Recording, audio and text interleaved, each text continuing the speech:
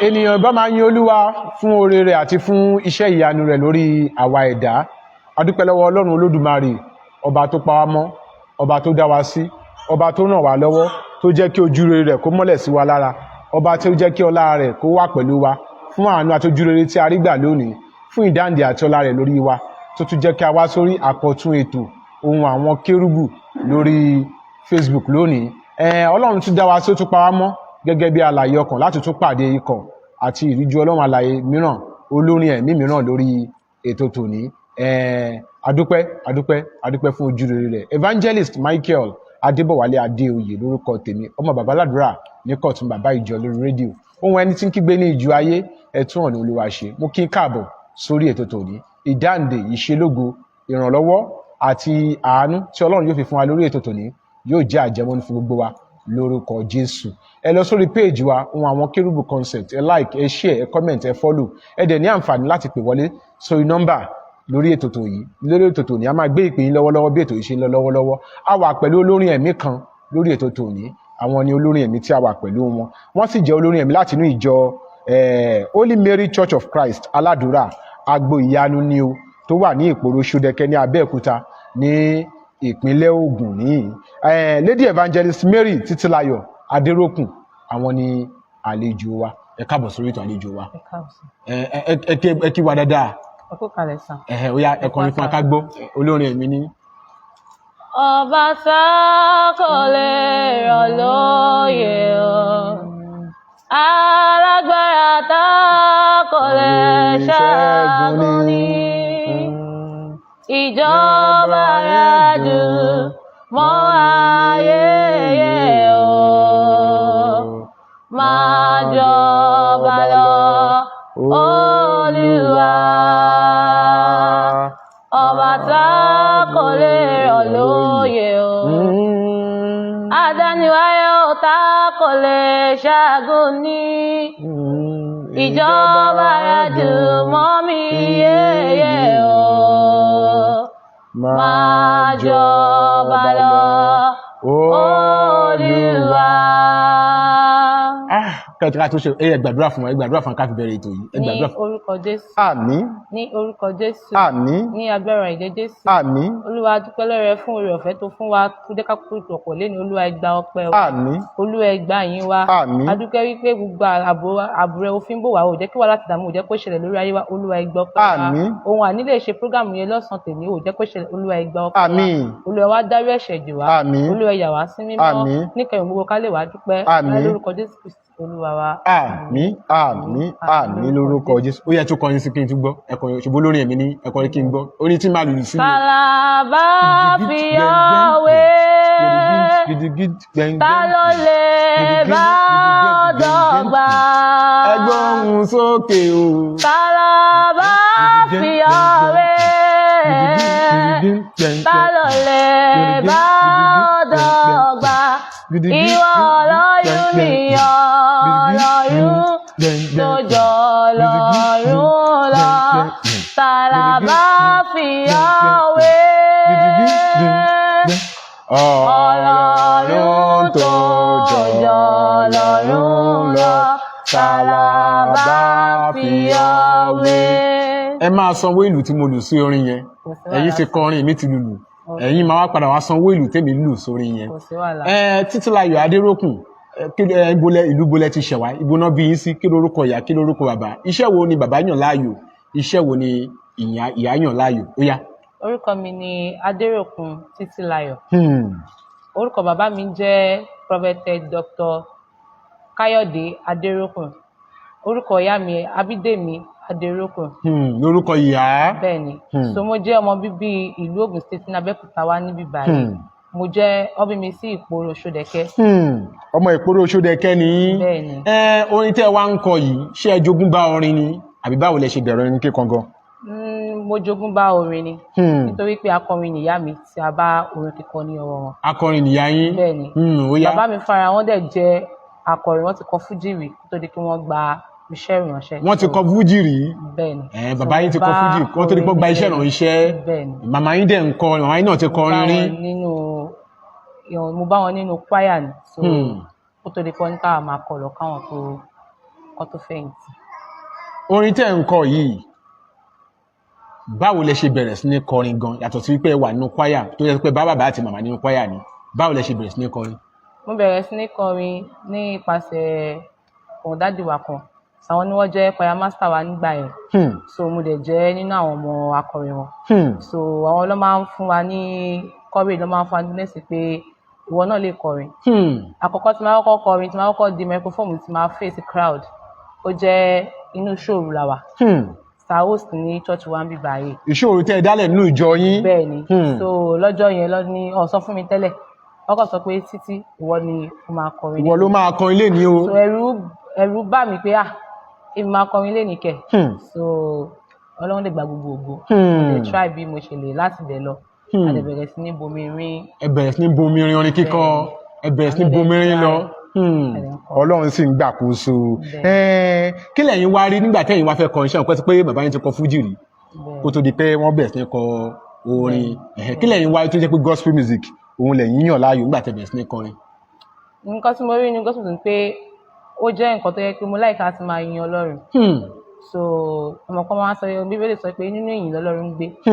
So tẹ́ mo ṣe fẹ́ràn láti máa yin Ọlọ́run. Tí n bá ń ṣiṣẹ́ lọ́wọ́ mo máa yin Ọlọ́run. So tí n bá face challenge tó bá wù kí n bá face kọ̀ọ̀rán kí n máa sunkún mo máa yin Ọlọ́run. Kọ̀ọ̀rán kẹ́ ẹ ká gbọ́gbọ́ kẹ́ ẹ máa sunkún orin yíyin Ọlọ́run ilẹ̀ ṣàfẹ́. Òun ni màá bá fi bọ́ Ọlọ́run sọ̀rọ̀ fún tó bá ń dùn mí lọ́kàn. So òun ni màá fi bọ́ Ọlọ́run sọ̀rọ̀. Òun lẹ máa fi ń bá Ọlọ́run sọ̀rọ̀ nǹkan tó bá ń dùn yín lọ́kàn yẹn ni òun ni a fi ń bá Ọlọ́run sọ̀rọ̀ ní gbogbo ọ̀nà. Ọlọ́run alààyè yóò túbọ̀ ràn wá lọ́wọ́. Ẹ tún gbórin ẹ̀mí jẹ́ kí n wò bẹ́ẹ̀ ṣe máa ń yin Ọlọ́run nígbà tí ìbànújẹ́ bá wà lọ́kàn yín tẹ́ ẹ bá sunkún tẹ́ wá wò pé ó yẹ kẹ́ yin Ọlọ́run jẹ́ kí n wò bẹ́ẹ̀ ṣe máa ń yin Ọlọ́run ó yẹ gbé sókè kí n gbọ́. Nígbà tí dánwò ìmíkà tí ìdààmú ayẹ̀mú mi sọ̀tà farahàn bí ọ̀rẹ́ láti wá ìparun fún mi.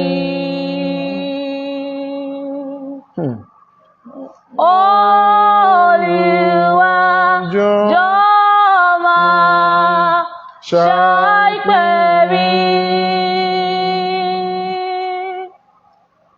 Mo ti pẹ́ àdàmọ̀ nínú ọgbà pé níbo ló wà ẹlẹ́ṣẹ̀ kí lè bọ́ nínú ẹ̀bi náà. Tẹ́ ẹ bá ń kọrin ẹ̀mí tẹ́ bá fẹ́ kọrin ẹ̀mí tó bá pè mí kan pé kẹ́ wá kọrin ẹ̀mí báwo lẹ ṣe máa àwọn kan sọ pé àwọn máa ń gba ìmísí táwọn bá ka ọ̀rọ̀ Ọlọ́run àwọn kan sọ pé àwọn máa ń gba ìmísí táwọn bá lálàá àwọn kan máa ń sọ pé àwọn ń gba ìmísí táwọn bá wà lójú oorun báwo lẹ̀yin ṣe máa ń gba ìmísí láti kọrin ẹ̀mí gẹ́gẹ́ bí olórin ẹ̀mí. Bí mo máa ń gba ìmísí tí mo bá tábà wà nínú ó máa ń common nínú church bí a ń ṣe program lọ́wọ́ so tó bá ti lè mú pé a ti bẹ̀rẹ̀ program mo ti gbé hymns wá dání so àwọn ọ̀rọ̀ tó wà nínú ẹ̀ ó máa ń expire yàn tẹ́ pé èèyàn máa ń mú àwọn point mi tíyàn tó lè fi compose orin. Àwọn ọ̀rọ̀ tó wà nínú ẹ̀ tíyàn lè lò tíyàn máa gbé gba another dimension tọ̀dọ̀ tẹ̀ fẹ́ kí wọ́rọ̀ lọ́ fi kọrin yẹn èèyàn lè sọ di high life tẹ́ pé àwọn èèyàn lè máa ó yẹ kí nínú orin yẹn ìlú tẹ́kẹ́ lómi ti gbàgbé tó ti kọ sẹ́yìn wa kọ̀ọ̀kan ọmọ máa jiyàn pé orin yìí wà nínú ìwé orin wa ó wà nínú orin wa ẹlòmíì kan tó mọ̀ èèyàn ti jẹ lọ láti rò pé inú orin wa ló ti mọ̀ so tí ọba tó bá ń kọrin lọ́wọ́ so. Ìmísí máa ń wá láti ibẹ̀ àtàwọn nǹkan mìíràn wo ló tún máa ń fún yín ní ìmísí yàtọ̀ sí tẹ́tẹ́ bá ń kọrin lọ́wọ́ gẹ́gẹ́ bí olórin.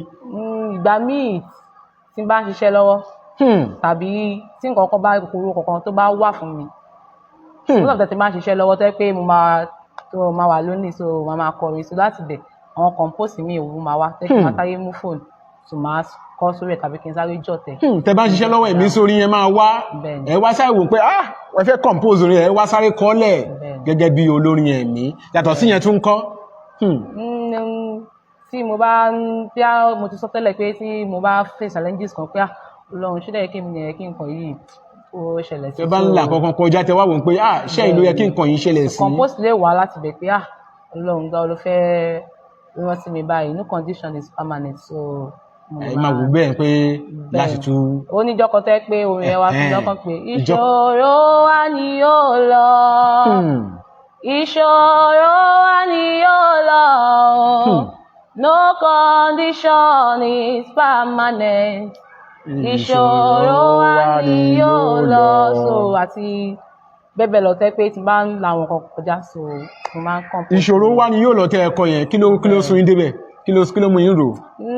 kọ́kọ́ ṣẹlẹ̀ sí mi nígbà yẹn so máa ń pè Ọlọ́run mú kí kó jẹ́ kémi ni mo máa bára mi nínú irú wò làkọjá yìí pé pẹ̀lú bí àwọn èèyàn bọ́ ṣe ó ṣọ́ yẹ kémi ni mo wá sáré face challenges pé mo ti kéré ju nǹkan yẹn lọ so bí tí mo ti jókòó tí mo ti ń rò mọ́kọ̀ wá lórí tébù ní ṣọ́ọ̀bù ni òun yẹn kọ́ wá sí mi lọ́kàn pé no condition is permanent. It's permanent ìṣòro wà ní ó máa lọ. Ọlọ́run alààyè á túbọ̀ jálága nínú ayé wa. Ó ti wá tó ọdún mélòó tí ẹ ti ń kọrin ẹ̀mí báyìí? Ó ti tó bí tí bá bùkẹ́ bí 11 years báyìí. 11 years. Bẹ́ẹ̀. 11 years lẹ ti bẹ̀rẹ̀ orin ẹ̀mí kíkọ báyìí 11 years lẹ ti bẹ̀rẹ̀ orin ẹ̀mí kíkọ. Nígbà tẹ́ wá fẹ́ bẹ̀rẹ̀ yẹn àwọn wo lẹ tara wọn dìde lẹ́lẹ̀ sọ pé nínú iṣẹ́ orin ẹ̀mí o pé èmi náà tiẹ̀ ń gbé máìkì mú ń kọrin àwọn wo lẹ́lẹ̀ sọ pé mo tara wọn dìde mo kẹ́kọ̀ọ́ látara wọn mo tara wọn dìde nínú iṣẹ́ orin ẹ̀mí kíkọ. ẹni tí mo lè sọ pé mo tara ẹ̀ dìde tó jẹ́ kó àwọn ọlọ́jẹ́ kí n sì máa wà nínú ẹ̀ kí n sì máa kọrin ẹ̀ lọ àwọn ni ó ti di pásítọ̀ nísìnyí pásítọ̀ Ajíbádé so àwọn ni ọ̀gá kọrin wa nígbà yẹn so àwọn ló máa ń kọ́ wa ní orin nǹkan tó fẹsẹ̀ mi lé láti ìgbà yẹn náà mo dẹ̀ ṣe ń tọ́jú sí. pásítọ̀ Ajíbádé àwọn ni wọ́n fẹsẹ̀ yín lé ara kéèké ọ̀tán pa ọmọ yẹn mọ̀ wọ́n sí ara Jésù. ara Jésù àwọn náà fẹsẹ̀ yín lé orin. Lady Evangelist Títílayọ̀ Adéròkun àwọn ni wọ́n wà ní orí ètò Ohùn Àwọn Kérúbù lónìí tí a jọ ń fi ọ̀rọ̀ jómitóró ọ̀rọ̀ lórí ìpè àti iṣẹ́ ìránṣẹ́ wọn. ẹ jẹ́ kí n mú orin yìí wá kẹ́ wá wò bí àwọn náà kọrin yẹn ẹ̀yin tẹ́ bá dáhùn àwọn náà máa kọrin tẹ̀lé máa wò bí àwọn náà kọrin yẹn á wà mú ìbéèrè wá láti ibẹ̀ ó yẹ jẹ́ ká gbọ́ báyìí o.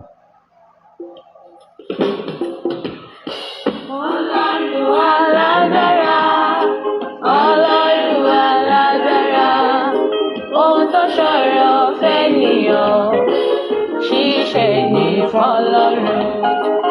Ọlọ́run alágbára Ọlọ́run alágbára ohun tó ṣòro fẹ́nìyàn ṣíṣe ní fọ́lọ́run.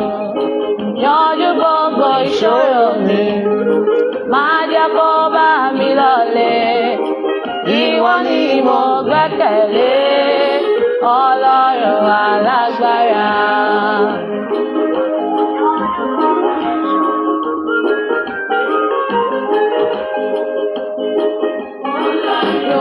Ọlọ́run alágbára alágbára ni ọ́ tó ṣòro fẹ́nìyàn gbogbo rẹ̀ ló máa bá mi yanjú.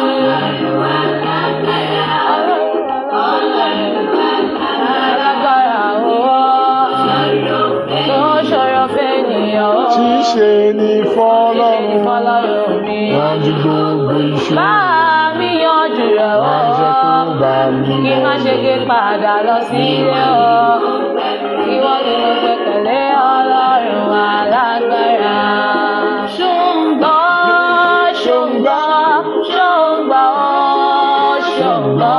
ìwọ orí mi dákun má gbàbọ̀dẹ̀ abọ́dẹ̀ ò tọ́ sí ọ máa gbàbí.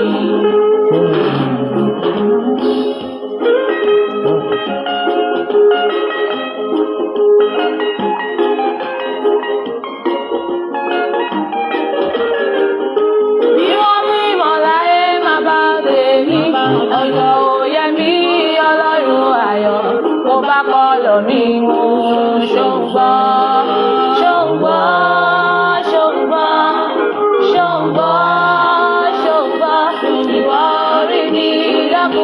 gbàbọ̀dé abọ́dé ò tọ́ sí ọ máa máa gbàbí. láyé máa ní tèmi oṣù ọ̀yà rí ọlọ́run. èyí tẹ́ ẹ̀kọ́ yẹn náà tó ẹ má kàn gbọ́ rẹ́kọ̀dì tán èyí tẹ́ ẹ̀kọ́ yẹn náà tó èyí tẹ́ ẹ̀kọ́ náà tó èyí tẹ́ wọ́n bá tẹ́ ẹ̀kọ́ yẹn gbẹ máa sanwó ẹ̀ èyí tẹ́ ẹ̀kọ́ yẹn náà tó adúpẹ́lẹ́ Ọlọ́run. Lady Evangelist Títílayọ̀ Adérókùn àwọn ni àlejò wa lórí ètò ohùn àwọn kérúbù lónìí. Àwọn ni àlejò wa tí wọ́n ń fi ọ̀rọ̀ Ọlọ́run tí wọ́n ń kẹ́kọ̀ọ́ láti inú iṣẹ́ ìránṣẹ́ wọn lọ́nà kan tàbí orin kíkọ. Orin ẹ̀mí kíkọ tẹ́ ń kọ yìí àwọn ipa pàtàkì wo ló ti kó nínú ayé ẹ̀yin alára yín gan, àwọn ipa pàtàkì wo ló ti kó nínú ayé yín gẹ́gẹ́ bí olórin ẹ̀mí? Ó yá, mo fẹ́ kẹ́kọ̀ọ́ níbẹ̀. Ipa tó ti kó nínú ayé mi ó ti kópa bí abí méjì mẹ́ta ó yá nínú ayé mi pé ó jẹ́ kí n ní ìmọ̀ sí dáadáa. Ó fún yín lórí ọ̀fẹ́ láti ní ìmọ̀ sí. Ó fún mi lórí ọ̀fẹ́ láti ní ìmọ̀, so ó jẹ́ kí n ní ìgboyà pé mo lè borí ogun nǹkan tó wù kí n lè face, so ó jẹ́ kí n lè borí ogun. Tí n bá face challenges kan, so orin tí mò ń kọ tí máa bá tẹ́nìkan bá ṣe kankan sí mi, so tí n bá ti rí music mo ti rí orin kan tó wù kó ṣe máa gbé sẹ́gbẹ̀ẹ́ pé wò bọ́ ó ṣe mọ̀ wá tiẹ̀ wù òun ló ṣe wà tọ̀dọ̀ tiẹ̀ yẹn, so orin jẹ́ nǹkan tó ṣe pàtàkì. Ó jẹ́ nǹkan àkọ́kọ́, ó fún lórí ọ̀fẹ́ àkọ́kọ́. Ó jẹ́ nǹkan ìwúrí fún mi tó bá pé bí a fẹ́ wà láwùjọ olórin, so mi ò kì í máa ń sá sẹ́yìn láti lọ pé ká fẹ́ lọ yin Ọlọ́run. Ó yọwọ́ o kò yọwọ́ o, Ọlọ́run la fẹ́ lọ yìn, kò ṣe pé ẹni tó ṣe program gbogbo la fẹ́ lọ yìn, ó ti fi Ọlọ́run síwájú, Ọlọ́run la fẹ́ lọ yìn. Ọlọ́run la fẹ́ lọ yìn níbẹ̀, so ó dẹ̀ máa ń fún ní ìgboyà láti ṣe ohun gbogbo tí ẹ bá fẹ́ ṣe. Ní ṣókí ẹ sọ ìrírí kan tí ẹ ò lè gbàgbé, pé láti ìgbà tí mo ti ń kọrin ẹ̀mí ìrírí mi ò lè gbàgbé, ó yá ẹ sọ kí n gbọ́. Ìrírí méjì ni. Méjì lẹ fẹ́ sọ, ó yá ẹ sọ méjì. Ìrírí àkọ́kọ́ tẹ́ kémi ò lè gbàgbé, mo rántí màtàntí mi kan, Kẹ́mi lórúkọ ẹ̀, tí màtí lájọ máa ń kọrin, lájọ máa ń jáde lọ kọrin. So ọjọ́ yẹn wá invite wa sí church yẹn wà lọ́nà Pepsi lóní Ìyọ̀rìn, so kò sí owó mọ́tò lọ́wọ́ wa, a dẹ̀ fẹ́ lọ sí church yẹn pé ká lò nǹkan tó ń ṣe bẹ̀. Ẹsẹ̀ la fi rìn lọ sí. Kẹ́ lọ wo nǹkan tó ń ṣe bẹ̀ àbí kẹ́ lọ kọrin bẹ̀? Ká lọ kọrin bẹ̀. Ok, ẹ fẹ́ lọ kọrin bẹ̀. So ẹsẹ̀ la fi rìn lọ sí program yẹn, àti Kẹ́mi ṣáwà ní lọ ni, ẹ jẹ́ ká lọ jàre. Bá ṣe wá débẹ̀, so àpò àwọn olórin tó wà níbẹ̀ tó fẹ́ kọrin, kí bá sọ àkínṣe 40 tó fẹ́ kọrin ní church yẹn. Ní ìṣòro kan. Bẹ́ẹ̀ ni ó wá ní láti mú wa ní méjì kéka lè kọrin. Ó wá ní ẹ̀gbọ́n mi kan, dádì mi kan tẹ́ pé Bèúlà, ọwọ́ àbọ̀ ṣe mú wọn ní méjì, ó wá mú ìmọ̀ àtàn papọ̀. Ẹ̀yà mi wá ń já pé àwọn tó ti di ògbóǹtarìgì. So báwo kí lèmi tí mo jẹ́ ọmọ kékeré níwájú wọn, kí ni mo fẹ́ kọ ní iwájú wọn. Ó dẹ̀ sọ pé èmi ni màá kọ́kọ́ lé orin, mo lé orin, wọ́n gbé, wọ́n tún lé mi, bó ṣe ń gbé mi lọ sí ọ̀nà tó ga, mo ń tẹ̀lé wọn, tó bá tún mo lè gà tó yá, ó fọwọ́ kọ́ mi lọ́rùn pé ta ni bàbá ẹ̀, mú pé Káyọ̀dé Adérókùn ni bàbá mi, wọ́n ní wow, keep trying. So ó jẹ́ ìrírí àkọ́kọ́ tẹ́ ẹ ní nídìí kọ́kọ́, torí pé mi ò mọ̀ pé mo lè ṣe nǹkan yẹn lọ́jọ́ yẹn, torí ọmọ àti pé àwọn ló fẹ́ kọrin gbẹ̀yìn, àwọn àti wọn ní nọ́mbà yẹn tó kù kí akọrin gbẹ̀yìn lọ́jọ́ yẹn, tí mo rò pé ṣé ọ̀tẹ̀ ni pé wà á mọ́ ni, bọ́dẹ̀ ṣe pé Holy Mary Church of Christ àti Bèúlà, ẹ ti wò ó pé kí ni mo fẹ́ kọ, ènìlẹ̀ ní jẹ́, báwo mo fẹ́ di, kí ni mo fẹ́ sọ jáde bọ̀, Ọlọ́run gba gbogbo lọ́jọ́ yẹn. Olúwa ṣeun, Olúwa ṣeun. Ọjọ́ yẹn. Ó yá ìrírí kejì tẹ́ fẹ́ mú wá. Ìrírí kejì tí mo fẹ́ mú wá ni wípé a lọ sí church kan, so àwọn àwọn tá a bá ń bẹ̀ ọ̀wọ́ ti pè wọ́n, so àwọn olómìtẹ́ kí wọ́n bá wa ń bẹ̀ tó kì í ṣe mẹ́ta tó kì í ṣe mẹ́rin, bá ṣe dé torí pé wọ́n jẹ́ star, wọ́n sáré recognize wọn ju àwa tẹ́ pé a wà ní ẹ̀yìn lọ, wọ́n pè wá, wọ́n ṣe kọ́kọ́ pé ó yẹ kó ti pè wá, ó yẹ kó ti ṣe kí n dá tún lọ bá wọn ní pé kò tí kàn wá, pé ká lọ ṣèlọ́jọ́. Wọ́n máa pè yín kò tí kàn yín bí àṣà wọn kan. Ká lọ tó, a ti dé látàtàárọ̀, kí ló dé tí kò kàn wá pé wà mo ní Ọlọ́run tó bá yá náà àwa náà tá à ń bọ́ lẹ́yìn láti máa wá dọ̀gà òwe àti wọ́n jẹ́ olórin tí wọ́n ti mọ̀ tó ti fi sí pósítà, òun ni wọ́n ṣe recognize rẹ̀ láti òde jẹ́kọ̀ tẹ́ kó bá wà nínú ìjẹ́ lọ́jọ́ yẹn àkọrin bẹ̀, ìbínú la fi wálé pé látàwọn tá a ti wá tètè débẹ̀ láti bí abẹ́ after 11 àti ń lọ bí abẹ́ aago 3 wọn pé ṣé fẹ́rẹ̀ ni àwọn aláfẹ́ káàdì ètò ni tẹ́kọ̀ sì pè wá ká ti kọ̀ọ̀kan bí wọ́n fẹ́ kẹ́yìn sórí ọ̀fẹ́ ta fẹ́ kọ̀, so ìbínú la fi kún bẹ́ẹ̀ pé jẹ́ ká máa lọ ilé wa jàre. èyí tá a ṣe náà tó chọ́ọ̀chì wa bá dé chọ́ọ̀chì wa bó jẹ́ oṣù kan lábẹ́ fi yan Ọlọ́run, kò sẹ́yìn kankan tó fẹ́ mí wá ní ó jẹ́ kan tẹ́ pé ó dùn mí gan ní ọjọ́ yẹn. Ọlọ́run alààyè ó ràn wá lọ́wọ́. Ẹ̀yin tẹ́ ẹ wà nílé tẹ́ bá fẹ́ pè wọlé 081-655-37283 081-655-37283 tẹ́ bá ti pè wọlé sí nọ́mbà yẹn a máa gbé ìpè yín lọ́wọ́lọ́wọ́ báyìí 081-655-37283 ní nọ́mbà tí ẹ ní àǹfààní láti pè sí. Orin Ọlọ́run alágbára kí lẹ́rù tẹ́ fi kọrin yẹn? Nǹkan tá a rò ta fi kọ orin yẹn church kan la lọ. So ó wá jẹ́ kí wọ́n mú ẹnìkan wá sí ibẹ̀ ó wá share testimony wọn. So nínú ọ̀rọ̀ tí màmá yẹn tó sọ ní ọjọ́ yẹn so nínú ẹ̀ nítorí pé Ọlọ́run alágbára kò tó ṣòro fún ènìyàn. Ṣíṣe ni fọ́lọ́run. Torí pé ní ọmọ àwọn ti ń lé físà ìlú òyìnbó tipẹ́tipẹ́ tí wọn ò fún ọmọ wọn. So ní testimony tó wá gift ní ọjọ́ yẹn lọ́ti nítorí pé Ọlọ́run alágbára. So bàtà délé wọ́n tún jó gbogbo ẹ̀. Ẹ̀yin náà tún mí pọ̀ ẹ mí pọ̀ ẹ wá jó papọ̀ ló wá di rẹ́kọ́ọ̀dì lọ́dọ̀ Ọlọ́run alágbára. Ó yẹ jẹ́ kí n ká tún gbórin yẹn sókè lẹ́ẹ̀kan sí. Tá a bá ti gbé sókè lẹ́ẹ̀kan sí gbogbo àwọn àtijọ́ kọ papọ̀. Ẹ̀yin tẹ́ ẹ bá fẹ́ pè wọlé 081-655-37283 ní nọ́mbà tí ẹ ní àǹfààní láti pè sí.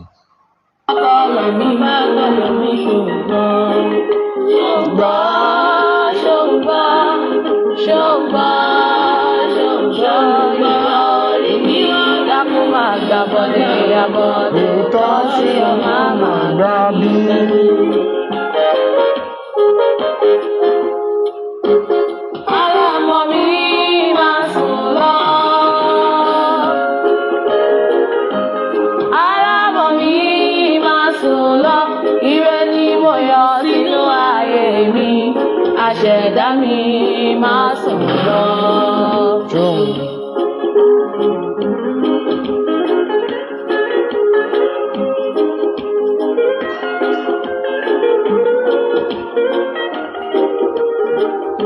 Báyé bá wọn lówó, máa bá wọn lówó. Báyé bá wọn kọ́lé, máa bá wọn kọ́lé. Ire ni mo yọ sínú ayé mi. Àṣẹ̀dá mi máa sùn lọ.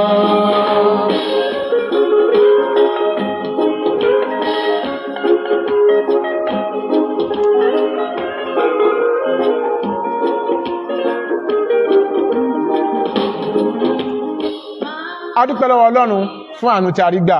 Lady Evangelist Títílayọ̀ Adéròkun àwọn ni àlejò wa lórí ètò tòní. Ẹ̀yin tí ẹ bá fẹ́ pè wọlé 081-655-37283 ní nọ́mbà tí ẹ ní àǹfààní láti pè sí 081-655-37283 ní nọ́mbà tí ẹ ní àǹfààní láti pè sí. Títílayọ̀ Adéròkun àwọn ni àlejò wa lórí ètò tòní tí a jọ ń fi ọ̀rọ̀ jómitóró ọ̀rọ̀ ní abala ìfọ̀rọ̀wérọ̀ lórí ètò ohùn àwọn kérúbù lónìí.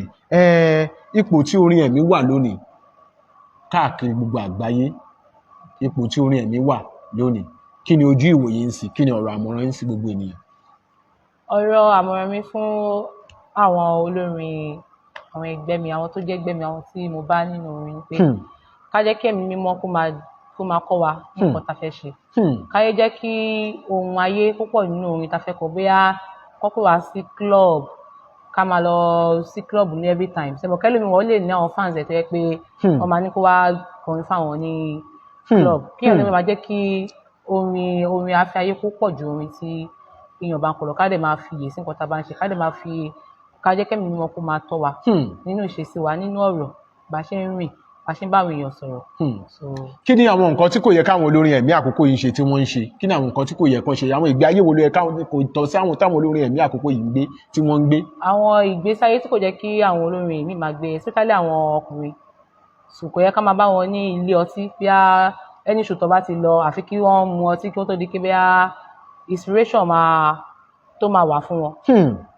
Bí ọmọ gbó, ọmọ sìgá, tẹ́kẹ́ lómi kó tó kọrin tó bá wọ church ó máa sáré lo perfume sí ara ẹ̀. Bọ́n tó bá ti rí níbi tó ti ṣe kan láti rò pé ẹni tẹ́ kó ti sáré fìgò tilẹ̀ kó tó di kó bá kọrin. Káwọ obìnrin náà ká jẹ́ kẹ́mi lọ́rùn máa tọ́ wa. Káyé jẹ́ kí àwọn ọkùnrin kọ́ yìí máa jèrè ọ̀rọ̀ lára wa pé bí àwọn tọ́kọ́ sí pa nẹ́bù kẹ́lómi fẹ́ sọ wá di irinṣẹ́ pé ọmọ yìí ò kọrin sáré fún mi nọ́mbà yẹn ká sáré máa release pé ẹgbà nọ́mbà mi kọ́ bá a lè fún wọn ní nọ́mbà ẹlòmíì lè jẹ́ kó fẹ́ toast ẹ ni ó lè kó fẹ́ pẹ́ sí chọ́ọ̀chì o wọ nǹkan tíjọ́ tí mo lọ sí orí rédíò kan wọ́n ní kí n give nọ́mbà mi mo give nọ́mbà mi ẹlòmíì tó ń pè mí mo ò bí wá pé ó fẹ́ pè mí sí chọ́ọ̀chì wọn ọ̀rọ̀ tán bá mi sọ ọ̀rọ̀ yẹn ò jọra wọn. mo ní ẹ má wọrí sà máa sọ̀rọ̀ lẹ́yìn ẹ pè mí padà mú busy lọ́wọ́ so ẹ̀mọ̀ kẹ́lòmíì yẹ pé ó fẹ́ fi nǹkan yẹn fi test wa wò ní kí báwo lọmọ yìí mo fẹ́ mọ bó ṣe wọ́n fẹ́ fi dán wa wò wọ́n fẹ́ fi dán wa wò pé ọmọ ìbóyá oníṣekúṣe ni àbí kò kì í ṣe oníṣekúṣe yẹn gbọ́dọ̀ máa jẹ́ kẹ́mi mímọ́ Ọlọ́run kó máa tọ́ Ọlọ́run àlà kí ni àwọn nǹkan gẹ́gẹ́ bí ọmọ ológo ẹni ọmọ ológo tó dẹ̀ ní ògo tó fẹ́ lo ògo ẹ̀ pẹ́jọjọ́ alẹ́ kí ni àwọn nǹkan tí irú ènìyàn bẹ́ẹ̀ gbọ́dọ̀ fi sí ojú ìṣe. kó jẹ́ alágbára nínú ìgbàgbọ́ kó máa gbàdúrà kó jẹ́ kí ẹ̀mí Ọlọ́run kó máa tọ̀ ní tó bá pe program ìtọ́kùnṣe ogun church yẹn gbọ́dọ̀ máa lọ. so tí ọba tó bá lọ kọrin ní church ká máa dúró kọ́dúré tó bá ti ń yàdúrà kó yẹ ká sáré kọrin tó ká mú microphone lẹ̀ ká sáré bọ́ síta. tó bá àsìkò àdúrà ká máa wà níbẹ̀ ká lè gbàdúrà so kálukú lè ran ògo wa kó lè ràn lọ́wọ́. so kí á parí kan àbí ègún àbí ìdílé kan kó lè má lè borí wa Ṣàngó jẹ́ alágbára nínú ìgbàgbọ́. ní ọdún 5 sígbà tá a wà yìí níbo lẹ fẹ́ kí Títílayọ̀ Adérókùn bó lẹ ti fẹ́ bára yín ní ọdún 5 sígbà tá a wà yìí bó ló mú ìkẹ́ ti bára yín nínú iṣẹ́ orin. Ọlọ́run ló nètò bó ṣe ń wù mí kí òkìkí mi kó kàn ju bí mo ṣe lè wò nǹkan tí mi ò expect nínú iṣẹ́ orin bí apẹ́ṣẹ́ orin lè gbé mi dé kí n jubẹ̀ lọ so kí n dìlú mọ̀ ká pé Títílayọ̀ lọ́tún Títílayọ̀ ní òsì níwájú kó tó máa pe Títílayọ̀ níwájú kó máa pè lẹ́yìn. ògo tó dẹ̀ fún mi kí n má lè lọ lò ní ilé òṣàwíyá mo náà lò ní ọdún ẹgbẹ́ kí n má kọrin sọ̀rọ̀ kọ́lọ́ jẹ́ kí n lò níwájú ẹ̀ dálẹ́ kí n má lò sí. rẹ́kọ̀dì mélòó lẹ ti ní àǹfààní láti ṣe jáde. ẹyọkan lẹ ní àǹfààní ọdún wo lẹ ṣe. bẹ́ẹ̀ni mo ṣe ní last year. lọ́dún tó kọjá that is 2023. bẹ́ẹ̀ni ní April. kí ni àkórí ẹ̀. Ọlọ́run alágbára. Ọlọ́run alágbára òun náà lẹ pè é nítorí pé testimony tẹ rí ibi tẹ ẹ lọ tẹ wá bí ìyá yẹn ṣe give testimony yẹn ẹ̀yin náà bá délé lè bá pòpọ̀ lẹ sọ di Ọlọ́run alágbára. Ọlọ́run alágbára yóò sì túbọ̀ máa ṣiṣẹ́ nínú ayé wa ògo wa rẹ̀ yóò sì túbọ̀ máa farahàn nínú ayé wa lórúkọ Jésù. ẹ jẹ́ mú orin ẹ̀mí wá orin kejì lábẹ́ ìṣàkóso Ọlọ́run alágbára nínú rẹ́kọ̀ọ̀dù tí màmá wa Lady Evangelist Títílayọ̀ Adérókùn tí wọ́n ṣe jáde òun ni eléyìí náà wà.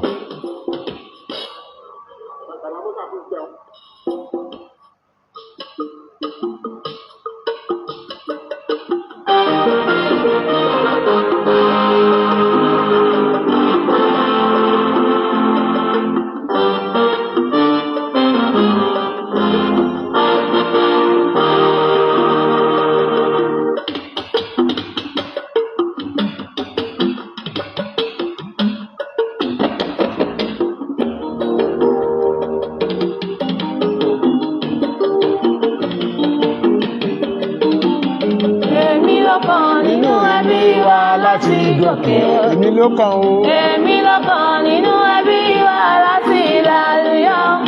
Ọdún tuntun tí mo wá yìí bàbá jẹ́ kí n ṣoríire.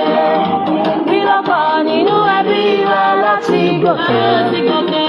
Èmi ló kàn nínú ẹbí wa láti lálùyọ.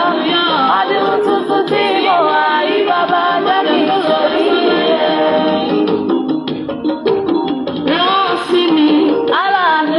Ṣe mí lóore, yóò sí mi, aláàánú jẹ́ kó ṣe mí lóore. Àánú tó sọ̀rọ̀ tó máa gbé mi gẹ́jọ́ tá mi lọ. Láàrin ọlọ́lá, Ọlọ́run jẹ́ kó forúkọ mi mọ́.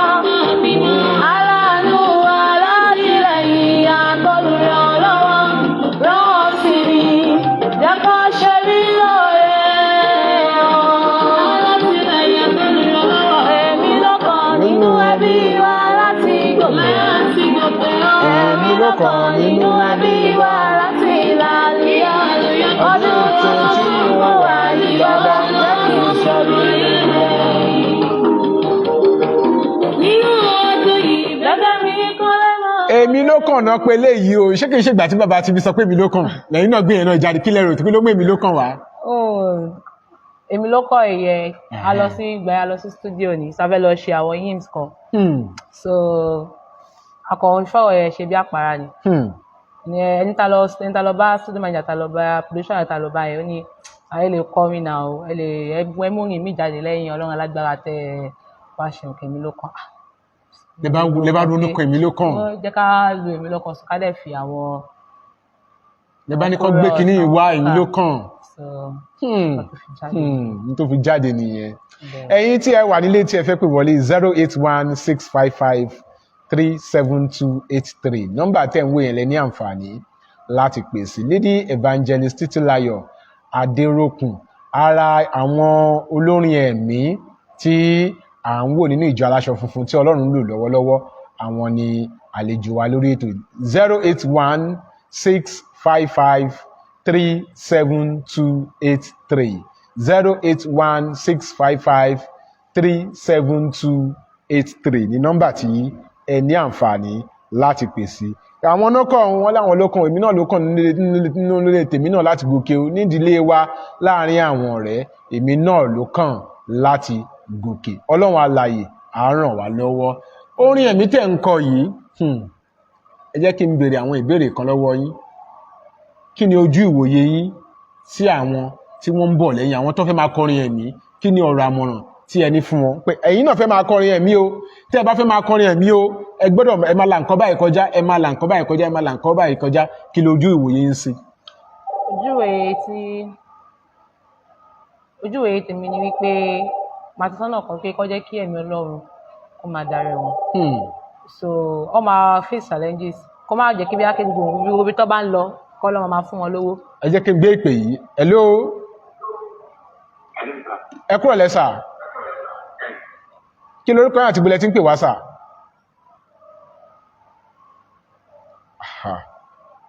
Mo ń gbọ́ yín ẹ̀ ń sọ̀rọ̀ kankan nípa owó. Ẹ ń pé kò kí ṣe gbogbo ibi tí ọba ń lọ òun ló máa yọ owó. Ẹlòmíì ọ máa fi ẹ̀kọ́ kò wá yan Ọlọ́run pẹ̀lú wọn kó yẹ wọn máa demand pé iye báyìí 10,000 lẹ máa fún mi o 20,000 lẹ máa fún mi o. So àsìkò yẹn ń bọ̀ tí yẹn sì máa demand for owó fún wọn pé iye báyìí ni mo fẹ́ gbà. Àsìkò yẹn ń bọ̀. Àwọn tó bá fẹ́ pé tó bá ti rí ẹ pé o ti wà ní level yẹn so ọ ní fi ojú èèyàn yọpẹrẹ. Ọ̀ ní fi wòyàn. Ṣùgbọ́n tó pé ẹ̀ wọ́n máa tún máa lọ́bì gan ni kó tó di kí bí wọ́n máa lè. Hello. Wọ́n máa lè fi ẹ̀. Ẹ kúrò lẹ́sà. Ẹ kúrò lẹ́sà ń gbọ́ yín sà. Òrèbètè 08165537283 08165537283 òun ni nọ́mbà tẹ ní àǹfààní láti pèsè àrí pé bẹ́ẹ̀ tí ń pè wọlé yẹn ẹ̀yin náà ẹ dúró dédé síbi tí nẹ́tíwọ̀kì wà kí gbogbo àkálìjọ gbọ́ra wa yékéyéké ẹ ṣe púpọ̀ ń pè wọlé ẹ ń sọ̀rọ̀ nípa ọ̀rọ̀ owó lẹ̀kọ́ yá ẹnu tẹ̀síwájú. Pé wọn kò ṣe gbogbo nǹkan tí èèyàn bá ń ṣe lọ́wọ́lọ́wọ́ tí èèyàn wà yìí ló máa ń yọ owó èèyàn máa ṣe ilẹ̀ ṣe pé ìròyìn àgbà ọmọ dáadáa ni ṣe jẹ́ ká pè tábà ti pè tábà bẹ̀ ó máa wá ó dẹ̀ máa ṣe dáadáa ó máa pọ́n wálé so tó bá ti yá gradually so àwọn tó fẹ́ pè ẹ́ wọ́n sọ pé owó ta fẹ́ fún yẹn ó kéré ju àbí kó jẹ́ pé ṣe lọ́ máa lọ́bì mẹ́nìkan tó jẹ́ kí wọ́n á ṣe lè wá kẹbọ èèyàn máa ṣiṣẹ́ débẹ̀ ni kò ṣe kẹ́sẹ̀kẹsẹ̀ tí ọmọ tó bá bí ọmọ sáyé òun ló máa rìn ibi kan láti bẹ̀rẹ̀ tí máa bẹ̀rẹ̀ sí ní máa ṣe kó náà kó tó gòkè tá bá béèrè lọ́wọ́ àwọn tó jẹ́ pé wọ́n wà lókè náà kò ṣe kẹ́sẹ̀kẹsẹ̀ tó bẹ̀rẹ̀ sí ní kọrin òun ló bẹ̀rẹ̀ sí ní dowó fún wọn láti ibì kan lọ́wọ́ náà ti bẹ̀rẹ̀. tó mú bọ̀ láti ibì kan láti bẹ̀ lọ tó tún wá débì kan tó tún wá ń lọ bì kan Ọlọ́run àlàyé á ràn wá lọ́wọ́. nǹkan tó jẹ́ ìlúmọ̀ọ́ká fún gbogbo. Orin ẹ̀mí kíkọ ǹjẹ́ ti ní orí ọ̀fẹ́ láti jẹ́ ọ̀gá akọrin nínú ìjọ kankan rí? Bẹ́ẹ̀ni. Ẹ wá wo ìrírí nígbà tẹ́ jẹ́ ọ̀gá akọrin sígbà tẹ́ ń dá akọrin ẹ̀mí àti ìgbà tẹ́ wà lọ́gà akọrin. A ní ìpè mìíràn. Hello. Ẹ kúrò lẹ́sà. Ẹ kúrò lẹ́wọ̀. Kí lorúkọ yín àti ibo lẹ ti ń pè wá sà? Orúkọ mi ni Prophet Káyọ̀dé. Prophet Káyọ̀dé láti bo Prophet Káyọ̀dé láti bo sà. Prophet Káyọ̀dé láti Abẹ́òkúta. À ń gbọ́ yín sà. àlejò wa wà lórí ètò. láti Abẹ́òkúta. À ń gbọ́ yín sà, à ń gbọ́ yín sà. láti Abẹ́òkúta Prophet Káyọ̀dé. À ń gbọ́ yín sà, ẹ tẹ̀síwájú là, à ń gbọ́ yín, à ń gbọ́ yín. àdúgbò ti Jésù. À ń gbọ́ yín sà, ẹ tẹ̀síwájú sà, à ń gbọ́ yín.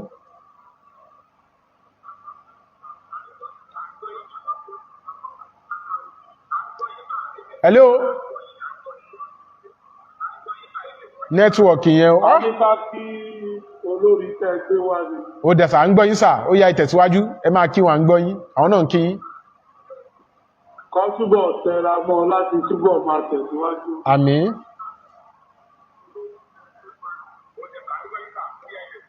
ìbẹ̀rẹ̀ kì í ṣe oníṣẹ́.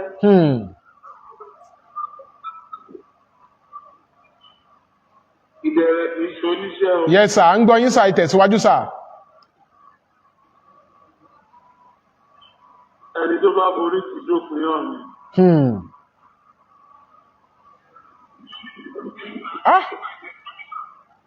Olúwa túbọ̀ máa gbé sókè. Àmín. Á bá àánú pàdé nínú iṣẹ́. Àmín. Àmín Jésù. Ìyanu Ọlọ́run yóò fara wọn. Àmín. Jésù. Gẹ́gẹ́ bí orin tó kọ wípé èmi ló kàn, kiri àkọ́ o, ọlá kọ́, Àmín. Jésù. kiri á sì kọ gbogbo àwọn olólùfẹ́ pátá àtòjú tó wù ú. Àmín. Jésù. Ẹ ṣé púpọ̀ bàbá wa, ẹ ṣé púpọ̀ bàbá wa, ẹ ṣé púpọ̀. A rí pé bàbá wọn mú ọ̀rọ̀ yẹn ní ẹyọ kọ̀ọ̀kan ní bíbá yìí dẹ́kẹ̀rẹ́, wọ́n máa ń kó ọ̀rọ̀ papọ̀ ní wọn kì í mú ọ̀rọ̀ lẹ́yọ kọ̀ọ̀kan ní bíbá yìí. Ìrírí yín nígbà tí ẹ jẹ́ ọ̀gá akọrin àti tẹ́ tún kọ jẹ́ olórin ẹ̀mí, ó yá ẹ papọ̀ báwo ló ṣe rí? Ẹ fi kọ́ mi lẹ́kọ̀ọ́. Ìrírí nígbà tí mo jẹ́ ọ̀gá akọrin àti tí mo fi ń kọrin náà kò easy torí láti kó orí tútù jọ àti orí gbígbẹ jọ kò easy.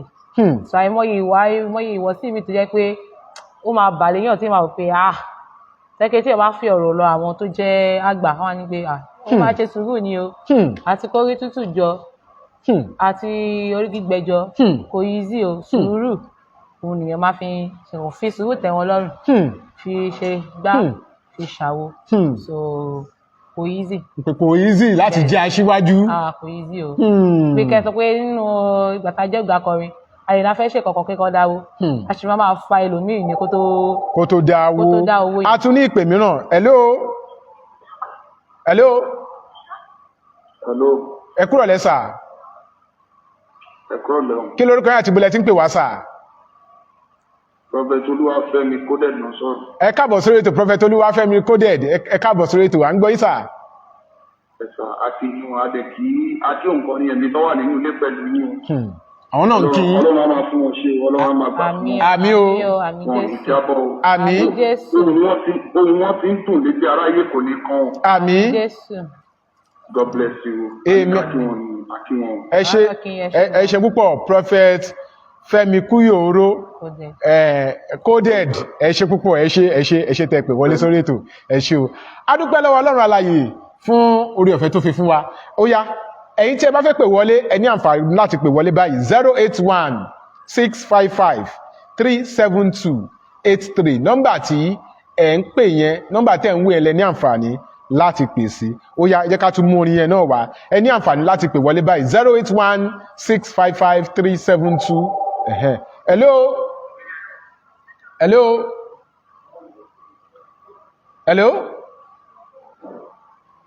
Òrèbètè, ẹ jẹ́ ká máa ṣe sùúrù fún wa tá a bá ti fẹ́ pè wọlé. Òrèbètè, ẹ jẹ́ ká máa ṣe sùúrù fún wa tá a bá ti fẹ́ pè wọlé. Ẹ jẹ́ ká máa ṣe sùúrù fún wa tá a bá ti fẹ́ pè wọlé. Ọlọ́run alààyè á ràn wá lọ́wọ́. Fún àwa tá ó yá a ní àǹfààní láti pè wọlé báyìí 081-655-372-83. Ohun gbogbo tẹ́gbẹ́ mi ṣe ni àrùn máa ṣe tèmi. Èmi ló kàn dandan ní ẹgbẹ́ kìíní wá.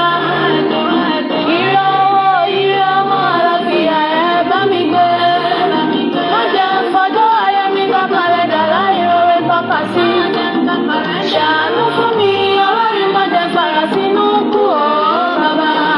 Má jẹ́ fara sínú kú o, bàbá. Láti gòkè.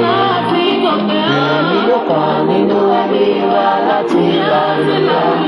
Ọdún tuntun tí mo wà ní bàbá má kì í sọrí.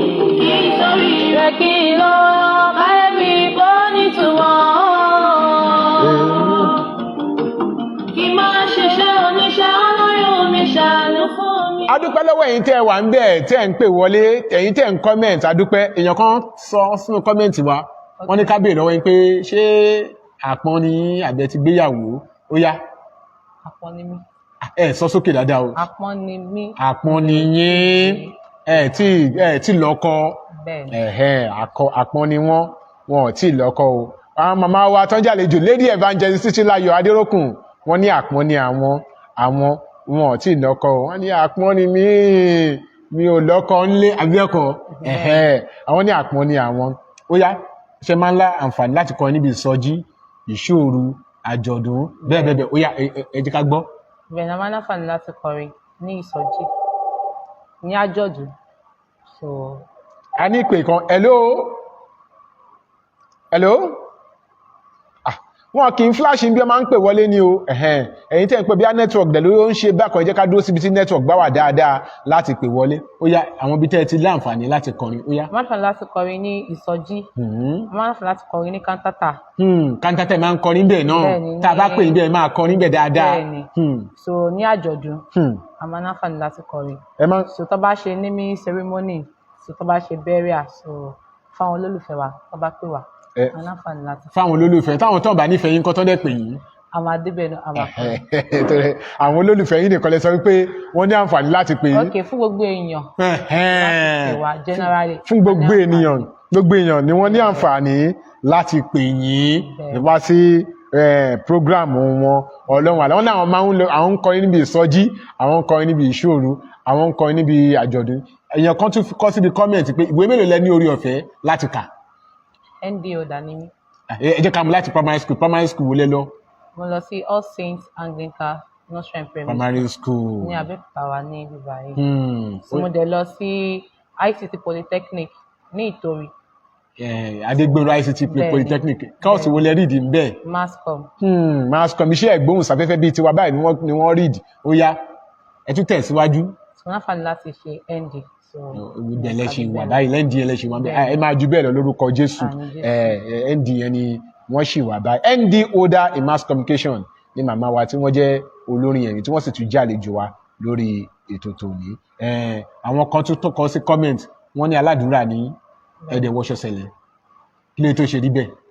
Nǹkan tó ṣe rí bẹ́ẹ̀ ni wípé bọ́ọ̀ṣì báyìí ló ṣe nílẹ̀ wa ìwọ̀bù mi ni ẹni church wa àwọn tó tẹ́ pẹpẹ fún alàgbà wa àwọn sẹ̀lẹ̀ yìí so ló fi jẹ́ pé celestine àwọn làwọn lẹ̀ ń wọ̀ ṣùgbọ́n ìjọ aládùúrà ni yín. bọ̀ sí anes òun ni wa torí sí anes ni à ń kọ́.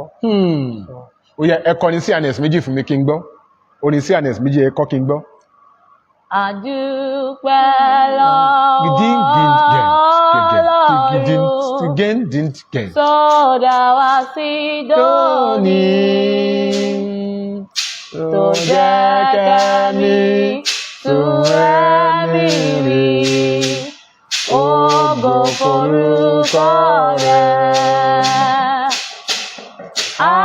Àdúpẹ́ lọ́wọ́ Ọlọ́run tó dá ẹ̀mí wá sí ìdánìyàn tó jẹ́ kẹ́mi tún ẹ̀mí rí.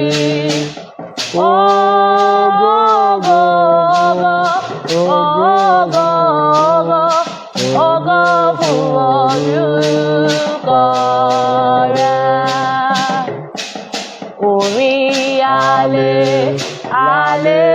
hallelujah láwa yóò kọ lọ́run.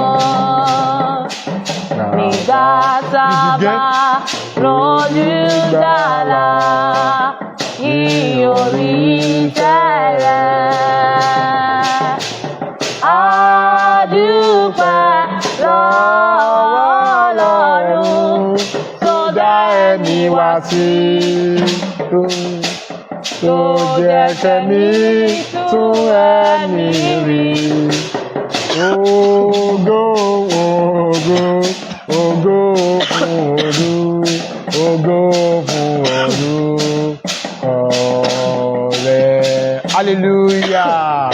a dúpẹ́ lọ́wọ́ Ọlọ́run fún oore ọ̀fẹ́ tó fún wa ní orí ètò tòní àti àánú tí a rí gbà gẹ́gẹ́ bí alààyè ọkàn láti wá sórí àkọ́tún ètò ohun àwọn kérúbù lórí Facebook lónìí. Lady Evangelist Títílayọ̀ Adéròkun àwọn ni àlejò wa. Lady Evangelist Títílayọ̀ Adéròkun àwọn ni àlejò wa lórí ètò tòní.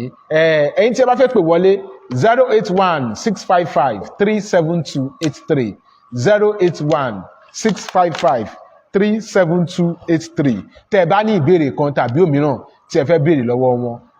Kó máa kọ́lọ̀ má lọ di ẹ jáde kẹ́ wá wo kò dìgbà tá a bá ń lọ tán kó máa darí yan jiyàn lórí ètò wọn àwọn kérúbù. Ẹ̀yin tẹ́ bá ní ìbéèrè kan tàbí òmíràn láti béèrè lọ́wọ́ àlejò wa nọ́mbà tẹ́ ní àǹfààní láti pèsè ní ẹ ká tún mú orin ẹ̀rín wá kà. Káyé mi kó má ṣe porúkú ṣù láyé tí mo rà. Ọ̀gọ́ tí mo gbé láyé bàbá jẹ́ kó mú lọ fún mi. Ògbódè mi bí má jẹ́ kó jẹ́ pé. A ní ìpè kan. Hello.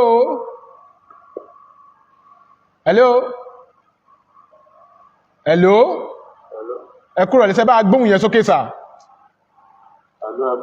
Ẹ kúrọ̀lẹ́ sà. Kí lórúkọ àti bolẹ̀ tí ń pè wá sà? Orúkọ mi ni Ahmed. Ahmed kí ni? Ahmed Àtẹ̀jú. Láti bo sà, láti bolẹ̀ tí ń pè? Ìtòkù yá à ń gbọ́ yín sà. Àmì tó fẹ́ gbé lọ àlejò wa pé a ti tó bí ìrìnàjò ti wà nínú orin yẹn tí wọ́n máa ń kọrin níbi ìṣílẹ̀ ìgbéyàwó náà. Wọ́n ní a ti tó ọdún mélòó tẹ́ ti wà níbi oníṣẹ́ orin kíkọ? A ti tó bí ọdún 11 báyìí láti wà ní iṣẹ́ orin. So a dẹ̀ máa ń kọrin ní ìṣílé, ní wedding, ní ìkómọ, so ní church, anywhere. Àfi ilé olórìṣà nìkan. Ilé olórìṣà nìkan lẹ̀ tí kí n kọrin. Bẹ́ẹ̀ni. Wọ́n ní ilé olórìṣà nìkan làwọn ò tí kí n kọrin. Wọ́n ní. Bẹ́ẹ̀ lọ pé tábà fẹ́ pé òun bá láti lè lọ́wọ́ pé. Gbé tó bá fẹ́ pé wọ́n báwo ni ẹ ṣe lè wọ́n máa pe nọ́mbà ẹ máa wo wá lọ lórí ètò wọ́n máa pe nọ́mbà fún yín tó bá ti pe nọ́mbà yẹn ẹ̀yin ẹ mú wọ́n á dẹ̀ ní àǹfààní láti pè yín wọ́n máa wò yín ẹ máa wo wá lọ lórí ètò ẹ ṣe púpọ̀ tẹ wà ń bẹ̀ pọ̀ nítorí àwọn olùmí tó fẹ́ pè bá la gbá wa ẹ ṣe púpọ̀ a dúpẹ́ lọ́wọ́ yín ẹ ṣé o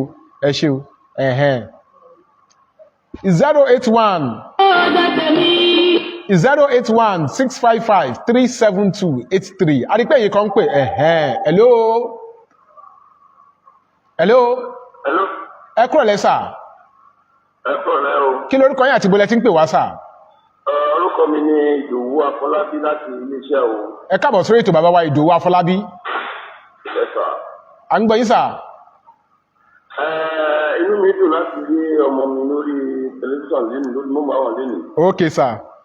Kò jẹ́ ìyá ẹ̀rọ fún mi, bàbá ẹ̀ ló jọ.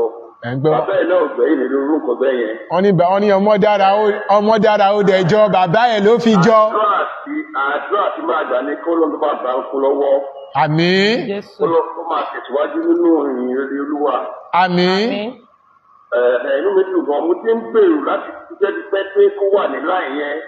Wọ́n pé Ọlọ́run ti ẹ̀jẹ̀ kó náà oríṣìí náà tó lè jáde báyìí ẹ̀mí agbọ́dọ̀ ilé ìjáde mọ́ ọlọ́mọ ẹ̀ tó jẹ́ sí. Àmín. Ẹ bá mi ti àdúrà lọ́wọ́ kó máa tẹ̀síwájú ní ìrìn Olúwa. Ẹ ṣe púpọ̀ bàbá wa wọ́n ti wà ní láì yẹn báyìí ohun àwọn kérúbù ti dì wọ́n mú pápá sí láì yẹn wọn lè kúrò lórí láì yẹn mọ́ ibẹ̀ náà máa wà títí ayé. Lágbára Ọlọ́run. Ibẹ̀ náà máa wà títí ayé àìnípẹ̀kun lórí láì yẹn ni náà máa wà títí ayé àìnípẹ̀kun. Ẹ ṣe púpọ̀ bàbá wa láti ilé iṣẹ́ àgbo ẹ ṣe púpọ̀ adúpẹ́ lọ́wọ́ yín 081-655-37283 081-655-37283 ní nọ́mbà tẹ̀ ní àǹfààní láti pèsè ó yá à ń gbọ́ yín o tábìlì wọlé. Láàárín ẹgbẹ́ Ọlọ́run jẹ́ tó fẹ́ràn ọ̀dẹ̀ mi yọ. Ayé tí mo wá kí má ṣe kábàámọ̀ pé mo wáyé. Ire gúúsù ire àríwá ẹ bá mi gbé. Ìwọ̀ oòrùn àti ìlà oòrùn jẹ́ kó tẹ̀ mí lọ́wọ́. Èmi ló kàn ní kíákíá ẹ bá mi gbé. Ẹ bá mi gbé. Ẹ bá mi gbé, ẹ bá mi gbé. Èmi lọ́kàn nínú ẹbí wa láti gòkè. Èmi lọ́kàn nínú ẹbí wa láti là yíyọ. Wọ́n nínú tí mo wà ní bàbá jẹ́ kí ìṣẹ̀lẹ̀ rẹ̀. Èmi lọ́kàn nínú ẹbí wa láti gòkè. láti làlùyọ ọdún tuntun tí mo wà yìí bàbá mi àbí. Bẹ́ẹ̀ ni o Lady Evangelist Títílayọ̀ Adéròkun ló kàn láti gòkè ó kàn ẹ̀mí náà ohun àwọn kérúbù Michael Adéoyè láti làlùyọ kí ni ọ̀rọ̀ àmọ̀ràn yín sí gbogbo àwọn olórin nínú ìjọ kérúbù àti sẹ́ráfù kí ni ọ̀rọ̀ àmọ̀ràn yín láì fi ọ̀rọ̀ kan sábẹ́ ahọ́n sọ pẹ̀lú òkodoro ọ̀rọ̀ láti bára wa sòótọ́ ọ̀rọ̀ kí ni ọ̀rọ̀ àmọ̀ràn yín sí gbogbo olórin rẹ̀ nínú ìjọ kérúbù àti sẹ́ráfù. ọ̀rọ̀ àwọn ọmọ wa láti sọ tẹ́lẹ̀ náà pé ká tún sọ pé kó jẹ́ kí ẹ̀mí Ọlọ́run kó máa tọ́ wa sòkádẹ máa wà áfítà owó pé owó pé gbogbo tó bá pè wá lọ àti fẹ́ máa rí owó gbà. A ní ìpè kan sí hello. Ẹ kúrò lẹ́mà. Yes, sir. Kí lorúkọ yín mà àti bólẹ́ tí ń pè wá? Orúkọ tèmi ni Adékọ̀yà Olúmídé láti Ìpàjà nílùú Èkó ni mo ti ń pè. Màmá wa Adékọ̀yà Olúmídé láti Ìpàjà nílùú Èkó à ń gbọ́ yín mà. Arámidé à ń gbọ́ yín mà láti Ìpàjà nílùú Èkó ẹ ṣé à ń gbọ́ yín. Inú mi dùn láti rí Lady Evangelist Títílayọ̀ Adéròkun lórí ètò lénìí. Àwa mọ̀ wọ́n dáadáa, a mọ̀ wọ́n délédélé. Ẹ mọ̀ wọ́n délédélé, ẹ mọ̀ wọ́n dọ́nàdọ́nà. À ń gbọ́ yín mà, ẹ máa sọ̀rọ̀ yín mà. A dẹ̀ máa ń gbádùn orin wọn torí fún gbogbo àwọn orin tí wọ́n máa ń kọ àwọn orin tó ní ìmísí. Kí ẹ ṣe mọ̀ pé kérébù ti yàtọ̀ sí ayé ìgbà pápá ń jó. Kérúbù. Àwọn orin tó ní ìmísí, àwọn orin tó ní ìtumọ̀. Àwọn orin tí wọ́n máa ń kọ àwọn mọ̀ wọ́n dáadáa. Kò dẹ̀ sígbà tí bàbá pè wọ́n sí ìwé ìsọ̀kan báyìí kódà wọ́n máa ń deliver. Wọ́n rí ìgbà gidi gan ni. And she is a very steadfast person in Christianity. And the Lord continue to bless and anoint her. Amen. Ẹ ṣé púpọ̀ màmá wa Arámidé láti Ìpàjà lẹ́kọ̀ọ́ ẹ ṣé púpọ̀. 08165537283. Ó yá ẹ̀yin tẹ́ bá fẹ́ pé àkókò wà báyìí ká tó mú gbogbo ẹ̀ wá sílé 08165537283. Màmá wa Ṣódìpọ̀ Olúwaníṣọlá Ahmed adúpẹ́ wípé wà ń bẹ̀. Bàbá wa Arámidé Christiana adúpẹ́ pẹ̀yìn náà wà ń bẹ̀ tẹ̀ ń wò wá. A ní pé hello ma. Ẹ kúrò lẹ́ máa ẹ bá wa kúrò níbi tí ariwo yẹn ti ń wọlé. Ẹ kúrò lẹ́ máa. Orúkọ mi ni Arámidé Animation. Màmá wa ní máa ṣàwẹ́ káàbọ̀ láti ibo lẹ tí ń pè wá. Láti Abẹ́òkúta. Ẹ káàbọ̀ sórí ètò màmá wa.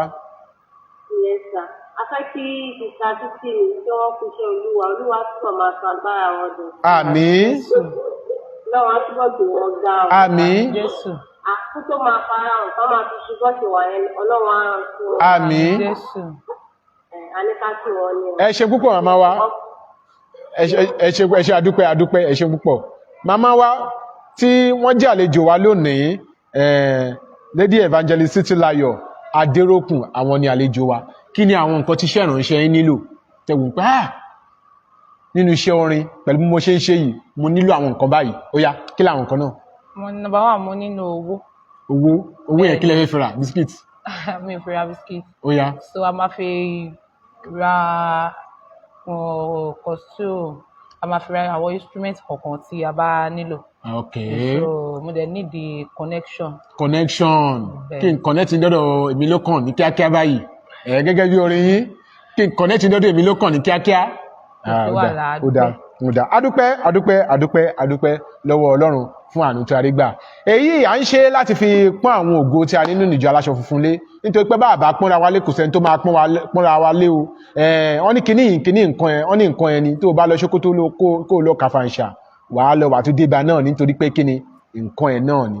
Èyí ló jẹ́ ká ní màmá wa nínú Olúwa Lady Evangelist Títílayọ̀ Mary Adéròkun gẹ́gẹ́ bí àlejò pàtàkì lórí ètò tòní. A dúpẹ́ fún àánú tí a rí gbà láti ní wọn lórí ètò lónìí gẹ́gẹ́ bí àlejò pàtàkì. A dúpẹ́ kíákẹ́ tó wá máa lọ àwọn ọ̀dọ́ káàkiri nínú ìjọ Sẹ́ráfù lórí àti ní gbogbo àgbáyé wọ́n láwọn ọ̀dọ́ ló bayé jẹ́ wọ́n láwọn ọ̀dọ́ ló dayé rú kí lẹ rí sọ sọ́rọ̀ àwọn ọ̀dọ́ káà tó máa lọ. Mi ìdè sọ pé àwọn alábáyé jẹ́ ìdè sọ pé àwọn akọlàbáyé jẹ́ torí pé mọ̀ pé ọ̀nà tí àwọn èèyàn bá tí àwọn aṣáájú wa tó tọ̀ làwa náà ń tẹ̀lé so nǹkan yẹn ti ń ṣẹlẹ̀ kò ṣe pé bí ayé ìsìn yìí òun nìkan yẹn ṣẹ̀ṣẹ̀ bẹ̀rẹ̀ sí. Àwọn nǹkan wo ló ti ń ṣẹlẹ̀ tẹ́lẹ̀ tí ì ṣe ayé ìsìn yìí ó yá. Anywhere ni wo nǹkan ti ṣẹlẹ̀ so àwọn ẹlòmíì ó ti gbéra wọn ga ju bó ṣe mọ lọ àwọn olórin mi tẹ́ pé wọ́n jẹ́ àgbàlagbà tó máa pè wọ́n tó máa sọ pé iye báyìí ni mo máa gbà sọ wọ́n kéré tó bá wà bẹ̀rù náà tí mo sórí pé bẹ́ẹ̀ ṣe ń gbà nìyí ọ̀ náà gbà èmi náà fẹ́ lẹ́nu bó ṣe lẹ́nu náà mo máa gbà èmi náà fẹ́ dé level yẹn èmi náà fẹ́ dé bẹ́ẹ̀ mo fẹ́ dúró lórí wáyà yẹn gangan àwọn náà bá kúkú wọ́n á kúkú bù jáde ọlọ́run alààyè àárọ̀ wà lọ́wọ́ 08165537283 hello ìpè yìí ó rebete ẹ̀yin tẹ́ bá fẹ́ pè wọlé ẹ jẹ́ kí a máa bọ́ síbi tí nẹ́tíwọ̀kì tó wà dáadáa ká máa fi pe ara wa wọlé àti mú gbogbo ẹ̀bọ̀ nílé ni ẹ̀ 081655372. a ní ìpè kan hello ẹ kúrò lẹ́sà yes sir kí lórúkọ yín láti bẹ̀rẹ̀ tí ń pè wá sà.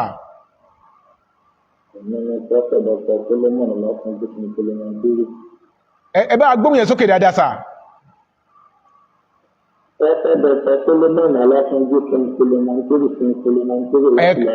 ẹ káàbọ̀ sórí ètò bàbá wa.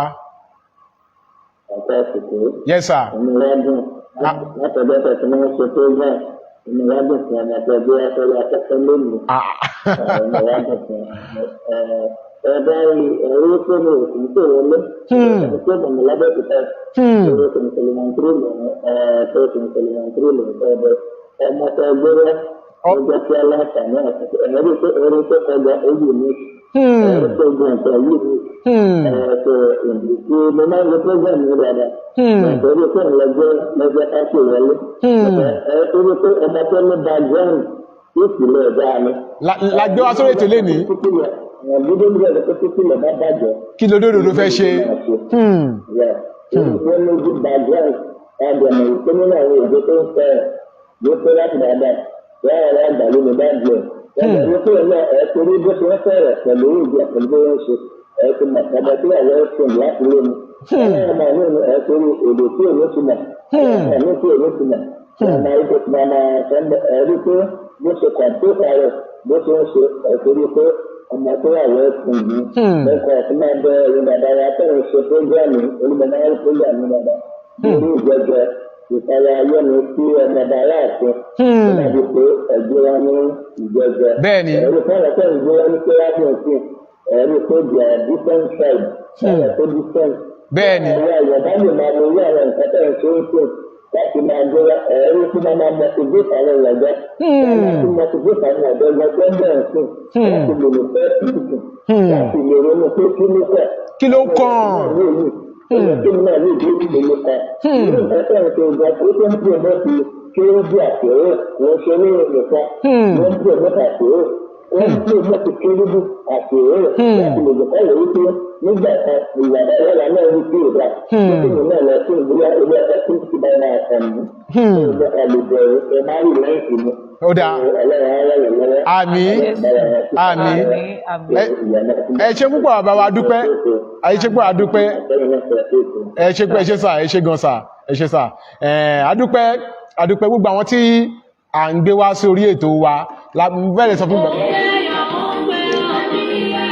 bàbá wa Solomon King. Gbogbo àwọn tí àtún ní ìpè mìíràn àtún hello. Hello. Hello. Gbogbo àwọn tí à ń gbé wá sórí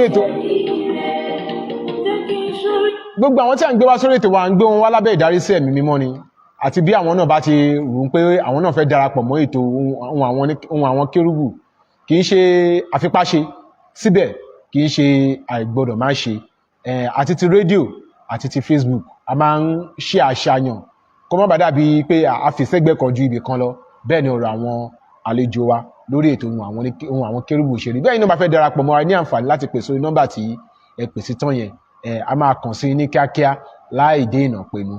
Màmá wa Lady Evangelist Títílayọ̀ Mary Adéròkun àti gbọ́ rẹ́kọ̀dù yín ó yẹ ẹ kọrin fún mi mo ti já patí lẹ̀ báyìí mo fẹ́ kẹ́ ẹ kọrin ó yá ẹ kọrin kí n gbọ́ ẹ kọrin kí n gbọ́ báyìí. Kí n kọrin fún yín. Okay. Ìwọ ń bọ̀ wá Olúwa. Ìwọ ń bọ̀ wá ọba mi. Ní títọ́ṣọ̀ ẹwà rẹ̀. Ní títayọ̀ ògo rẹ̀. Múradé, múradé. Ọkọ ìyàwó fẹ́rẹ̀ dé. Lónìí ni ìpè yóò dún. Múra lákọ̀ ọkọ mi. Afẹ́mi mímọ́ Ọlọ́run bí mi. Sínú ẹbí Ọlọ́run. Fífẹ́ tá fẹ́ mi ló dá mi láre. Pàṣẹ rẹ̀ kò ní ìbẹ̀rù. Ó wẹ̀ mí mọ́ pátápátá. Gbàmọ̀gbẹ̀yìn mi táwa. Nípòrè ọ̀fẹ́ rẹ̀ ló ṣe gbà mí là. Ògo ní forúkọ rẹ̀. Ọ̀run sọ̀kalẹ̀ ògo kú ọkọ mi. Lórí igi ó wẹ̀ ẹ̀ṣẹ̀ mi nù. Ó wẹ̀ ẹ̀ṣẹ̀ mi nù. Ó kúkú mi sí ìmọ́lẹ̀. Ọ̀run sọ̀kalẹ̀ ògo kú ọkọ mi. Bẹ́ẹ̀ni tó ń kọrin bàbá dúró ẹni tó ń tẹ dùrà ni ó dúró. Ìyẹn ṣe náà tó. A dúpẹ́ lọ́wọ́ Ọlọ́run alààyè, inú wa dùn láti ní gẹ́gẹ́ bí àlejò pàtàkì. Ó yẹ pé nọ́mbà yín fáwọn aráalé tí wọ́n nílò nọ́mbà yín. Ó yá o. 080 080 69 69 20 20 71 71 75. 75. Ẹ tún pè lẹ́ẹ̀kan sí. Okay. 080 080 69 69 20 20 71 71 75. 75. Àti lọ Ọlọ́run bàbá, àti lọ Ọlọ́run ọmọ. Ẹ jẹ́ ká fọ Ọlọ́run ẹ̀mí mímọ́ sí. Kó jẹ́ mẹ́ta lọ́kọ̀ọ̀kan ní mẹ́ta tí kò yà fàjà. Ó yá, ẹ tún pè lẹ́ẹ̀kan sí. 080 080 69 69 20 20 71 71 75. 75. Nọ́mbà tí ẹ ní àǹfààní láti pe màmá wa Lady Evangelist Títílayọ̀ Adéròkun sí nìyẹn. Adẹ̀dúpẹ́ lọ́wọ́ bàbá wa nínú Animáṣe àwọn Jọlá Oṣó Ọláwùnmí wọ́n ti bá type nọ́mbà yẹn síbẹ̀. Arámidé Christiana àwọn náà ti type nọ́mbà yẹn síbẹ̀. Adúpẹ́ pé gbogbo yín ẹ darapọ̀ mọ́ wa. Àánú Ọlọ́run alààyè yóò wà pẹ̀lú wa o. A ní múra wa ní ìkúnkù nínú ìbànújẹ́, a ò sì ní bá wọn mumi ẹkún sùn lórúkọ Jésù. Adúpẹ́ lọ́wọ́ gbogbo ẹ̀yin tí ẹ pè wọlé. Adúpẹ́ lọ́wọ́ ẹ̀yin tí ẹ fẹ́ pè wọlé ṣùgbọ́n tí nẹ́tíwọ̀kì yẹn ò dá. Adẹ̀dúpẹ́ lọ́wọ́ ẹ̀yin tí ẹ pè wọlé náà pé ajá ló ń gbó ń bẹ̀. Adúpẹ́ lọ́wọ́ gbogbo yín. Adúpẹ́ lọ́wọ́ ẹ̀yin tí ẹ comment. Adúpẹ́ lọ́wọ́ gbogbo yín dáadáa. Lady Evangelist Títílayọ̀ Adéròkun wọ́n ń kọrin níbi ìsọjí, wọ́n ń kọrin níbi ìṣòro, wọ́n ń kọrin níbi àjọ̀dún. Ṣé bẹ́ẹ̀ bá ń kọrin níbi òkú náà? Ẹ máa ń kọrin, ẹ sọ̀rọ̀ sókè. Bẹ́ẹ̀ni. Wọ́n láwọn ń kọrin níbi òkú náà. Wọ́n ń kọrin níbi ìsọ̀kalẹ̀ lẹ́mìí. Gbogbo àwọn ayẹyẹ tó bá ti gbé orúkọ Ọlọ́run dání àbí bẹ́ẹ̀ kọ́ lẹ ti máa ń kọrin. Ẹ ní àǹfààní láti pè wọ́n sí orí nọ́mbà yẹn nígbàkigbà tẹ́ bá nílò wọn fún nǹkan kan náà. Evangelist Michael Adébọ̀wálé Adéoyè lórúkọ tèmi. Ohun àwọn kérúbù ọdún kẹfà rèé tá a ti ń ṣe bọ̀ wo lórí ti rédíò náà. Ìyẹn náà ó wà lẹ́gbẹ̀ẹ́ kan, ti Facebook náà wà lẹ́gbẹ̀ẹ́ kan. Ẹ wá ṣe onígbọ̀wọ́ wa o, kí ṣiṣẹ́ wa kó má bàa dàbí ọ̀lẹ. Ẹ̀yin náà gbé bá ti ń ṣe bẹ́ẹ̀ yẹn, iṣẹ́ ìránṣẹ́ náà yóò máa ṣe kíni, yóò máa tẹ̀síwájú. Olúwa ní tèmi, kò sọ́tà tó lè dúró. Bàbá, ọmọ, ẹ̀mí mímọ́ ló ń ṣe aláàbò mi. Adúpẹ́ lọ́wọ́ Ọlọ́run fún oore ọ̀fẹ́ yìí. Màmá wa dúpẹ́ lọ́pẹ́ àpò ìwá sórí ètò yìí. Ẹ sì ní àǹfààní láti darapọ̀ mọ́ wa. A rò pé tó wọn àwọn kérúbù wa tún pè lóṣù tó ń bọ̀ pé kẹ́ ẹ wá darapọ̀ mọ́ program yìí. A lérò pé màá ní oore ọ̀fẹ́ láti darapọ̀. Bẹ́ẹ̀ni màmá wa. Ní ọ̀sẹ̀ tó ń bọ̀ lágbára Ọlọ́run, màmá wa tí wọ́n jẹ́ àlejò wa yìí, àwọn náà máa jẹ́ àlejò wa lórí Sweet FM 107.1 FM. Bó bá dé ìwọ̀n kọ́ disappoint wa, ó kù sí wọn lẹ́wọ́, ó kù sọ́wọ́ Ọlọ́run. Sweet 107.1 FM lórí ètò wọn àwọn kérúbù tó wà lórí Sweet FM ní ọjọ́ Friday ọ̀sẹ̀ tó ń bọ̀. Kò ń ṣe Friday ọ̀sẹ̀ yìí, ọ̀sẹ̀ tó ń bọ̀ ní aago 4 sí 4:30. Ẹ darapọ̀ mọ́ wa, ẹ ní àǹfààní láti pè wọlé. Bẹ́ẹ̀ bá ti tètè wọlé kẹ́ tètè pè wọlé torí pé ṣe mọ̀ pé rédíò ni àwọn tó fẹ́ pè wọ́n pọ̀. Kó má di pé ìpè á máa já ìpè. Adúpẹ́ lọ́wọ́ Ọlọ́run. 08165537283 ní nọ́mbà tẹ̀ ní àǹfààní láti pè mí sí nígbàkigbà tẹ́ bá ní nǹkan tàbí mìíràn láti bẹ́ẹ̀ ni atọ́kùn ètò ohùn àwọn kérúbù sọ. Mo dúpẹ́ lọ́wọ́ yín Gbénga Adékúnlé láti ìpínlẹ̀ Èkó tẹ́ ẹ pè wọ tẹ́ ẹ sẹ́ndì kọ́mẹ́ǹtì síbẹ̀ mo ṣàmì sí gbogbo àdúrà yín Ọlọ́run alààyè á jẹ́ kí akàn gbogbo abalẹ̀. Bàbá wa Adébáyọ̀ Dámiláre Adéwùnmí adúpẹ́ lọ́wọ́ ẹ̀yin náà tẹ́ darapọ̀ mọ́ wa ẹ ṣé púpọ̀ adúpẹ́ o a ò ní múríṣẹ́ pé a sì ní sunkún ara wa àánú Ọlọ́run ọ̀gá ògo á sì wà pẹ̀lú wa.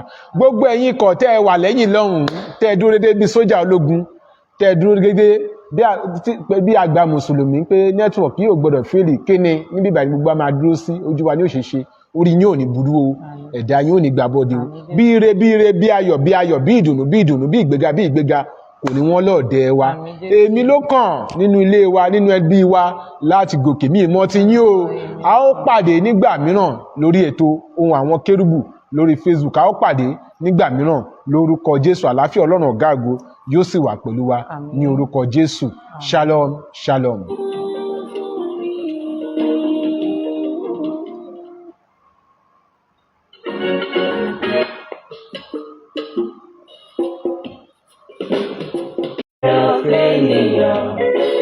Ṣíṣe ní fọlọ́rẹ́.